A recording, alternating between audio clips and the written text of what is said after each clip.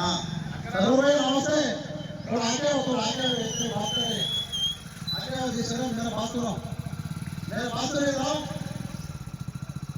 గ్రామ ప్రజలందరికీ నా నమస్కారం. నేను తువ్వ సతీష్ యాదవ్. ఇప్పుడు ఏదైతే సర్పంచి వసంత నగర్ బీసీ అయింది అందులో భాగంగా నేను పోటీ చేస్తున్నా. ముఖ్య విషయం యాదవ్ గాంధీ బిడ్డలు బీసీ బిడ్డలు సర్పంచ్గా ఎందుకు పోటీ చేస్తున్నా అంటే ఒకసారి కొత్త వారికి అవకాశం రావాలి. ఇంతకుముందు దేశం వాళ్ళే ఉన్నారు, మనకి అభివృద్ధి జరగలేదు. మనకు ఈసారి కొత్తగా ఉమ్మడి పాలకుల నుంచి మనం విడిపోయి ఇది రెండో ఎన్నిక సర్పంచ్ ఎన్నిక. ఉమ్మడి పాలకులు ఉన్నప్పుడు అదే మనం పాలకుల నుంచి ఉన్నాం కదా, మన బసాలకి సర్పంచ్ కావాలని పోరాడినాం. ఇప్పుడు బసాల గ్రామ పంచాయతీ సపరేట్ అయింది. అందుకని నాలో వచ్చిన ఆలోచన ఈసారి సర్పంచ్గా మనం అందరం కూర్చొని ఏకగ్రీవంగా ఒక్కనే చేసుకుందాం. అందరం పోటీ చేస్తే అందరూ డబ్బులు ఖర్చు అవుతాయి, అందరూ భక్తులు అవుతాయి. ఈ ఖర్చు పెట్టుకొని మళ్ళీ జనాన్ని దోసుకుంటే తప్ప మళ్ళీ మనకి ఎవరు ఇయ్యారు, ఎక్కడి నుంచి రావు. అందుకోసమే ప్రజలందరూ పెద్ద మనుషులందరూ ఆలోచన చేయండి, ఏకగ్రీవంగా ఒక్కనే పెట్టుకుందాం. ప్రజలందరూ అన్ని కుల సంఘాలు, పెద్ద మనుషులు, యూత్ ముఖ్యంగా మన గ్రామ పంచాయతీ సపరేట్ అయింది, మనలో ఒక్కలా అవుతాం కదా. మనకు అభివృద్ధి ఏం కావాలి, మన డెవలప్మెంట్ ఏమేమి ఉన్నాయో అన్ని రాసుకుందాం, ఒక బాండ్ పేపర్ తీసుకుందాం, ఏకగ్రీవంగా ఒక్కరే చేసుకోవాలన్న ఆలోచన. ఇంకా ఇవాళ గ్రామ పంచాయతీ ఎలక్షన్లు వచ్చినాయి. గ్రామ పంచాయతీ సీటు కావాలి, కుర్చీ కావాలి, కానీ గ్రామ పంచాయతీ భవనం కోసం కొట్లాడడం మాత్రం చేత కాలేదు. కొట్లాడదాం అంటే రాలేదు.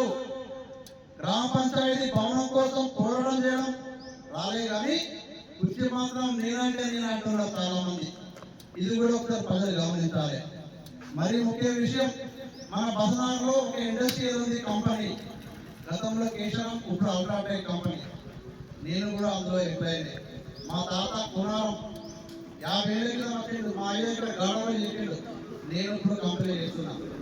అంటే పుట్ట చేత పట్టుకొని ఈ యొక్క కంపెనీ దగ్గరికి వసంత్ నగర్ మొత్తం వచ్చిన వాళ్ళమే ఉన్నాం, బతుకు తెరువు కోసం వచ్చిన వాళ్ళే ఉన్నాం. కానీ ఇక్కడ చాలా జీతాలు, కూడగడవని బతుకులు. పేమెంట్ కాడికి పోతే జేబు ఉండదు, అంగట్లో పోతే కూరగాయల సంచి ఉండదు. అసలు జీవితాలు ఏం జరుగుతుంది, అసలు ఎక్కడ పోతుంది, మన వైఫల్యం ఏమవుతుంది, మన నాయకత్వం ఏమవుతుంది, మనం ఎన్నుకున్న నాయకులు మనకు ఏ విధంగా సేవ చేసారు. 20 సంవత్సరాల నుంచి 30 సంవత్సరాల నుంచి కార్మికుడికి ఏ విధంగా న్యాయం జరిగిందో ఒకసారి ఆలోచన చేయాలి. ముఖ్యంగా కేవలం క్యాంటీన్ల పూరీలో మంచిది, ఆ పూరిలో ఒక్కొక్కరు గుంజంటే ఉంటారు ఆ గుంజుతాయి. మా పూరీలు ఆవిడే ఉంటాయి, క్యాంటీన్లో టిఫిన్ కూడా మంచిది పెట్టేయలేకపోయారు. ఇలాంటి పరిస్థితి మా పక్కన. పేరుకే ఇండస్ట్రీ, పేరుకే కంపెనీ, పేరుకే కార్మికుడు. చుట్టం వస్తే మా ఇంటికి ఏమన్నా కంపెనీ 40 రూపాయలు రాసపడతారు, కానీ ఆ చుట్టాన్ని ఒక్క పూట సుఖపెట్టలేకపోతాను. ఒక ఆఫర్ను ఇలా మడం చేయలేకపోతున్నాం. ఇలా ఒక జీతం, ఒక కాంట్రాక్ట్ కార్మికునికి ఒక డ్యూటీకి కిలో మటన్ కూడా వస్తలేదు. మరి ఏం జరుగుతుంది? మనం గెలిచి మన సొంతం సంపాదించుకోలేనా? ఊరు కోసం మాట్లాడొద్దా? ఊళ్ళే ఏం జరుగుతుందో తెలుద్దా? ఇక్కడ నాయకత్వం వహిస్తామని వచ్చిన నాయకులు ఏం చేస్తున్నారో నేను ప్రశ్నిస్తున్నా. దీన్ని ప్రజలు అర్థం చేసుకోవాలి.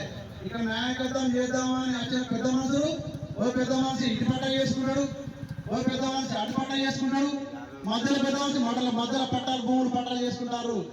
ఈ భూముల పట్టాల కట్టేందో నాకు అవకాశం ఇస్తే చేసి చూస్తా. ప్రజలకు సేవ చేయమని గెలిపించారా? ఎక్కడ ఖాళీ భూములు ఉన్నాయి, మీరు పట్టాలు చేసుకోమని గెలిపించారా? నేను ప్రశ్నిస్తున్నా. గ్రామ నాయకులు అంటే సేవకుడు, సర్పంచ్ అంటే విలేజ్ మొట్టమొదటి పౌరుడు.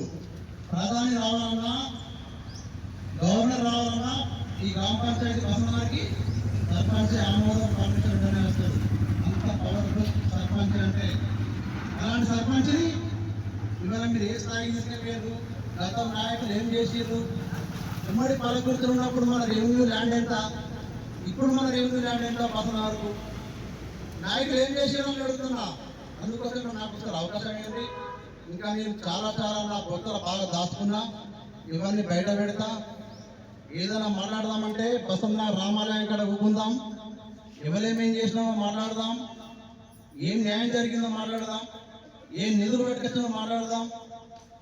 నేను సర్పంచ్గా పోటీ చేస్తున్నా, నాకు అవకాశం ఏంటి, 100% న్యాయం చేస్తానని అందరికీ తెలియజేస్తున్నా. అందరికీ ధన్యవాదాలు.